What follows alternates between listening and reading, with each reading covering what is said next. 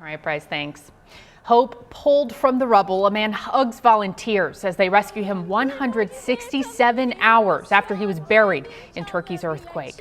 But reports of rescues, they're growing less frequent as the time after the quake is reaching a human's limits to survive without water. The 7.8 magnitude earthquake hit Turkey and Syria a week ago, killing over 35,000 people. It's believed that 1 million people now homeless in Turkey.